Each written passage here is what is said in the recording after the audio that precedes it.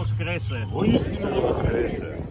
Znova sa schádzame na tomto posvätnom mieste, ktoré je posvätné, lebo veľa ľudí tu zanechalo svoje životy. A ako každý rok schádzame sa na bohoslúžbe zmierenia, lebo v smrti sme si všetci rovní, aj tí takzvané dobrí, aj tí takzvané zlí, lebo podľa slov Krista nikto nie je dobrý, iba náš Otec, ktorý je na nebesiach. Všetky vojny, ktoré počas ľudskej histórie prebiehali, a všetky vojny, ktoré prebiehajú aj v tomto svete, mám na mysli vojnu na Ukrajine, mám na mysli vojnu na ďalších miestach sveta, sú iba dôsledkom toho, že sme zlí a že nie sme takými, akými nás chce mať náš nebeský Otec. Že nie sme schopní byť bratmi a sestrami.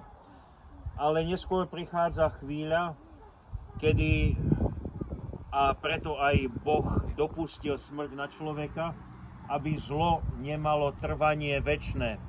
Prichádza chvíľa, kedy sme si všetci rovní.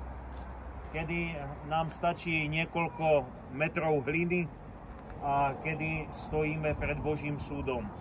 Pred súdom, ktorý je spravodlivý a ktorý je aj milostivý a milosrdný. My sem prichádzame prosiť za pokoj všetkých, ktorí zomreli počas druhej svetovej vojny, od konca ktorej uplynulo 80 rokov. Za osloboditeľov, aj za tých,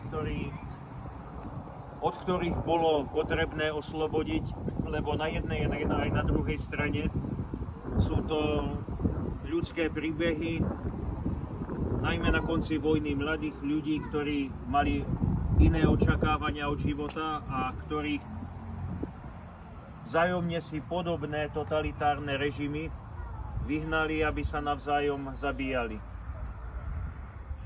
Pripomíname si aj civilné obyvateľstvo, ktoré veľmi trpelo, a o tom sa veľmi nehovorí, zo všetkých strán.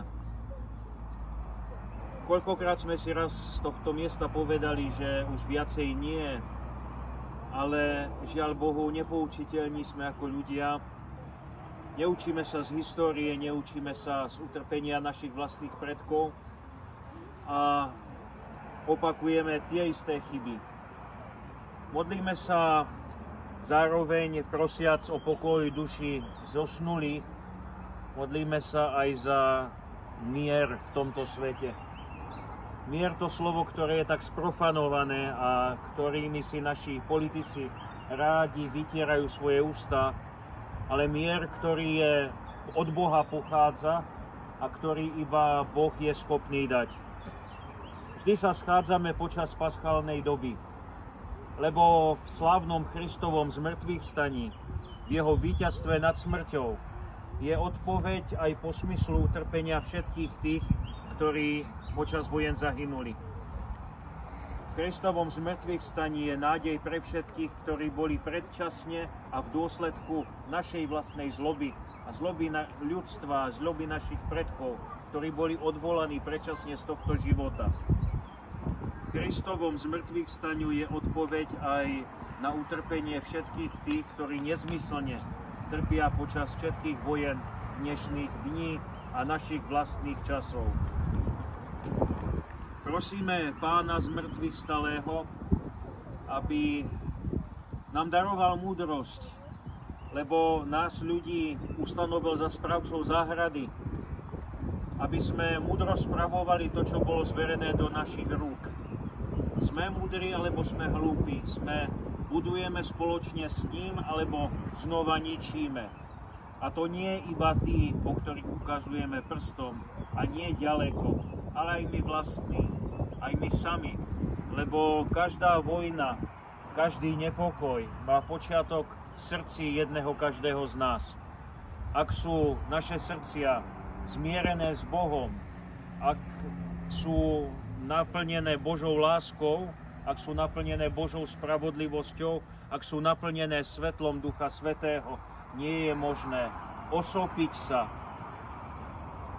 po živote, majetku, krajine, druhého človeka, nášho brata alebo sestry, v mene akejkoľvek ideológie, ktorá sa tvári, že je dobrá.